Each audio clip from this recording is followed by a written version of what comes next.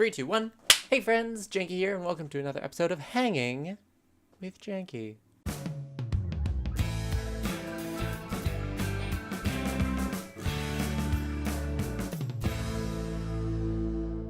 One day, I'll figure out how to get that shadow off the side of my face whenever I move this arm. One day. One day I'll do it. One day. Anyway, welcome to another episode of Hanging with Janky. There is so much gaming news to discuss because BlizzCon is going on this weekend. Lots of things going on there. Let's hop right into it, waste no more time. Gaming news, now go. Of course, I'm not going to start with BlizzCon because, guys, there's a Witcher musical in Poland and we have to talk about that. So, of course, The Witcher is a beloved game series from CD Projekt Red. You may remember that I played some of The Witcher a while back on the channel, never finished it. It's still sitting on my computer, not done. I still have The Witcher 2 to play. The Witcher 3, God, it's just going to take me years. But the point of this story is that they have created a musical version of The Witcher that they are putting on in previews in Poland right now. Apparently, it's getting great reviews. So I should point out that this musical actually isn't based on the game. It's actually based on the short stories. So originally there were The Witcher short stories, and then CD Projekt Red kind of built off the end of that. So it's like the short stories ended here, and then they were like, this is what happens after, and that's the games. But the musical is based on those original Witcher stories, which is super cool. But you still get awesome characters like Geralt, Ciri, Yennefer. They're all in on it, which is super cool. And in fact, I'm just going to put a short clip from the musical up here because it looks pretty hype. I'm not gonna lie. Like, the fights are all like choreographed dance, and I don't know like what kind of music they got in there, but apparently, like I said, it's been getting really positive reviews, and it just makes me smile that they made a Witcher musical. So yeah, there's that going on, which is super cool. Next up, I want to talk about Replicades and their next game, Tempest. So you guys might remember a couple weeks ago, I was talking about a whole bunch of retro gaming stuff, and I was talking about this company called New Wave Toys that was kickstartering these things called Replicades, which were mini arcade cabinets. They were like a foot tall, and they had totally playable versions of the games. And the Kickstarter was for their first one, which is going to be Centipede. But they just recently announced that their second one is going to be Tempest. And I'm hype because Tempest is an awesome game. It's honestly just like a whole bunch of lines around like a circle, and you have to go like deeper into the well in the middle, and it's a hard game to explain if you haven't played it, but it's really fun, and I'm hype. And that's all I have to say about it, but it's cool. I like it. Alright, now let's talk about BlizzCon and everything that happened there, because there's a lot that happened. So first up, we'll start with Overwatch, because a lot has been going on with Overwatch. Namely, Reinhardt got a new animated short, which was so cool and touching, and it tells like the story of Eichenwald, and like, just, it's great. It's beautiful. It's like young Reinhardt and how he got the scar across his eye, and like his time as a Crusader, and how he ended up joining Overwatch in the first place, and how as an old man he's going to go back because of Winston's message that like, it's just beautiful. It's a beautiful, beautiful story, and you should go watch it right now. Blizzard also announced the next hero for Overwatch, who will be Moira O'Diohan, who is a disgraced Irish, possibly Scottish, I don't know, the name is Irish, I think, so Irish geneticist who used to work for Overwatch and now works for Talon. She seems like she has a pretty cool move set. It seems similar to Mercy's, except instead of like either healing or buffing allies, she can either heal or deal damage, and her ultimate is like a healing damage stream, so it does both. I think she'll have a really cool moveset, and I'm excited to see how that plays out whenever she comes to the test server. Also, what makes her really interesting is that even though she kind of came out of left field in terms of like what we may have been expecting for the next hero, she has a lot of ties to the organizations and characters already in the game, primarily Reaper, who we find out in her origin story short she is responsible for. She is the one who turned Gabriel Reyes into Edgelord Grim Reaper, and that's pretty awesome. That's a cool thing to know. And so that kind of debunks the prevailing theory that Mercy was responsible for that, but still, that's a really cool way to tie the character in, and I'm excited to play her and see what her moveset is about. Additionally, Blizzard announced a new map called Blizzard World, which seems the most self-congratulatory map they could have possibly made for Overwatch. It will be basically Disney World, but made entirely out of Blizzard games. which I guess, I don't know. I mean, it's fine. Blizzard exists in the Overwatch universe because D.Va is a professional StarCraft 2 player. But still, it's just like, ah, yes, we're going to make an entire map out of just Blizzard things. Good job, everyone. Good job, everyone. Like, it's just shaking their own hands. But it's fine. It'll probably be entertaining and it'll be great. Whatever.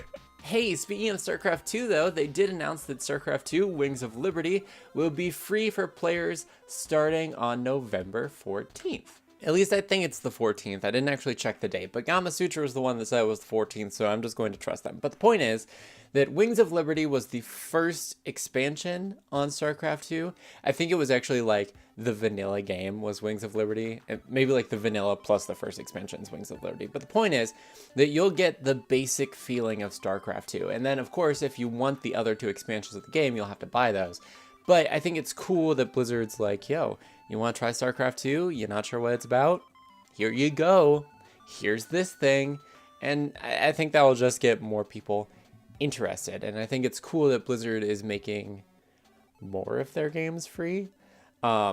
Just because like it just builds up their player base. And you know what? If they still want to have like paid expansions, that's fine because the base game is free. So they get people interested and then they buy more. And that's just how things work. But it's cool. If you want to play StarCraft, you can. And the last thing from BlizzCon I'm going to talk about right here today is the announcement that World of Warcraft will be getting classic servers. There's also the fact that they announced a new expansion, which is Battle for Azeroth, but we'll talk about that some other time. The point is that these classic servers are something that players have been asking for quite a while. And you may remember a while back on Hanging with Janky, I talked about a news story where Blizzard shut down a couple really big vanilla WoW servers that were like private servers, and everyone's kind of like, well, this was the only place to play. What are you doing, Blizzard? And then people are like, maybe they're making a classic, and everyone's like, no, they would never do that. Well, they are making classic servers, so if you want to go back and just play vanilla WoW, the base game, you can go and do that, which is super cool. And a lot of people are also hoping that they'll later add things like you can go to Burning Crusade if you go into this server and stuff like that. So that's cool. That's something that people have wanted for a really long time. It's cool that Blizzard's finally doing that. And yeah, so that's sort of what went on at BlizzCon so far. So it's super cool. And I'm sure we'll talk about it more on the next Pop Culture because Joe is a uber Blizzard fan and he would be able to talk way more to this stuff than I would. But it's exciting stuff. And yeah, that's BlizzCon. Okay, so this one makes me very sad to announce, but Runic Games has been shut down, and Motiga Games has seen a great number of layoffs. So Runic Games, of course, is the studio behind one of my favorite games from this year, a game that I've been excited about for basically this entire year,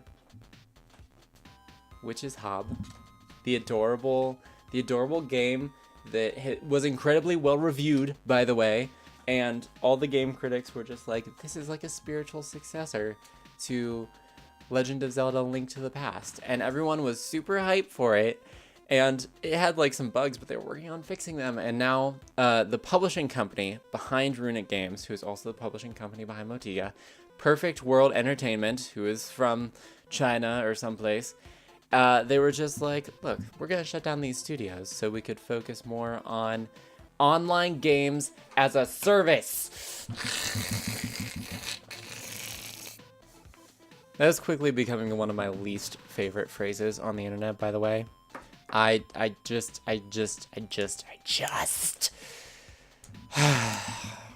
But anyway, yeah, so I'm super sad about it because I really loved Hob. I never really played the Torchlight games, which Runic also made, but going over to Motiga, I played their game, which was Gigantic, which is a really fun MOBA style game. I didn't play a lot of it, but I love the art style, and I actually really enjoyed the gameplay after they kind of had it balanced out and everything. And they kind of still have a crew going just to work on Gigantic, because that's still going on.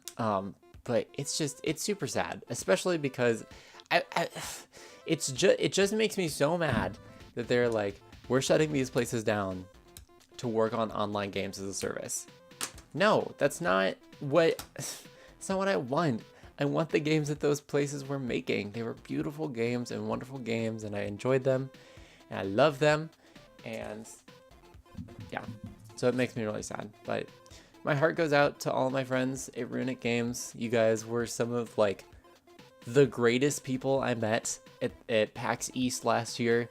That was like my first time going to a convention. You guys were the first people I talked to. Y'all were super hype, and I loved all the things that you guys were working on making. You guys were awesome. I hope that you find jobs elsewhere, that you can continue making wonderful stuff.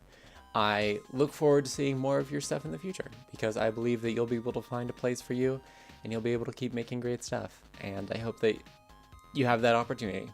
And my love to you guys. So, my love to all the people at Runic Studios and Motiga Studios. I hope to see more from you guys in the future. But sad to hear that you guys are shutting down. And since it is the first Hanging with Janky of the month, it is time, of course, to talk about all the game releases for November. So, Call of Duty World War II is the first one. That's already released yesterday. People are, of course, super hype about that, although I've heard that there are some server issues going on, so hopefully that gets fixed. But, of course, Call of Duty, anytime that game comes out, right? People are always just like, Call of Duty, yay! So, there's always that. Then on November 7th, we have No, which is releasing the Complete Edition, which I assume is like No plus all the expansions. I don't know. I don't really know a lot about that game. Then we also have Sonic Forces releasing on November 7th. People are super hyped for that, of course. On November 10th, we have the Switch edition of Doom coming out, which I hear is pretty good. I hear it's, you know, they didn't really change anything. It's Doom. It's still Doom. It just plays on the Switch, which is super cool because, of course, now you have portable Doom, which is fun. LA Noire will be releasing on November 14th for the PS4, Xbox One, and Nintendo Switch, so it will be coming to all the consoles, which is super awesome. Then Pokemon Ultra Sun and Moon will be coming November 17th with some new story elements and things that people are super hyped for. Star Wars Battlefront 2 will be coming out November 17th, and Skyrim for the Switch will also be coming out that day. And that is all the really cool games that I saw coming out in November. So if you saw something there that you're hyped for, good for you. If there's something that I missed that I should have added, let me know, because I'm always interested in those hype games.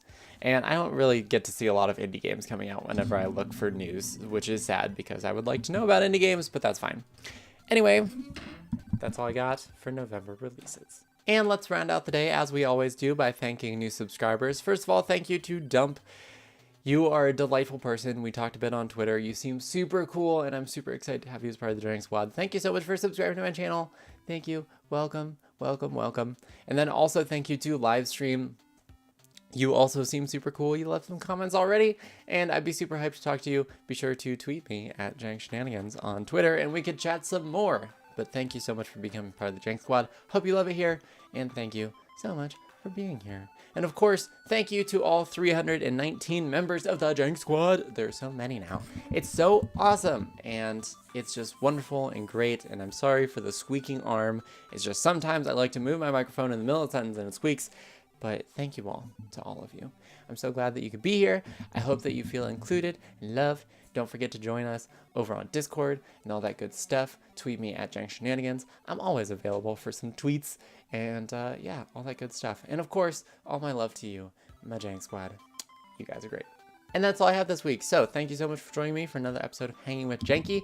I hope you guys enjoyed it. If you did, feel free to hit that like button down below. Comments, positive or negative, feel free to leave those below as well. But more than anything, I hope you have a lovely day, evening, or whenever you happen to be watching. Thank you so much for watching, and until next time, this is Janky Shenanigans, signing out.